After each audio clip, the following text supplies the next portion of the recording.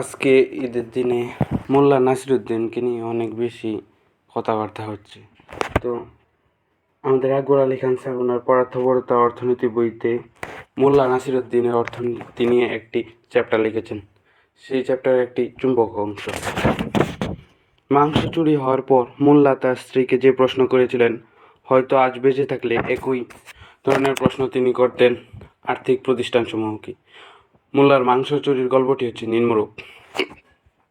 বাজারে গিয়ে মোল্লা খুব ভালো মাংস পেয়ে খুশি হয়ে এক সের মাংস নিয়ে বাড়িতে আসেন।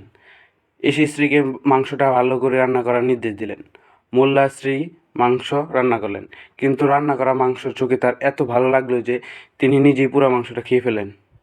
মোল্লা খেতে এসে যখন মাংস চাইলেন, তখন তার স্ত্রী বললেন যে মাংস বিড়াল খেয়ে ফেলেছে। মোল্লা জিজ্ঞেস করলেন, বিড়াল কি পুরো মাংসই খেয়েছে? মোল্লা স্ত্রী বললেন, পুরো মাংসই বিড়াল খেয়ে ফেলেছে, বিড়ালটা কাছেই ছিল। নসিরুদ্দিন সেটাকে দাঁড়িপাল্লায় চড়িয়ে দেখলেন যে বিড়ালটির ওজন ঠিক 1 সের। এটাই যদি সেই বিড়াল হয়, মোল্লা বললেন, তাহলে মাংস কোথায়? আর এটাই যদি মাংস হয়, তাহলে বিড়াল কোথায়?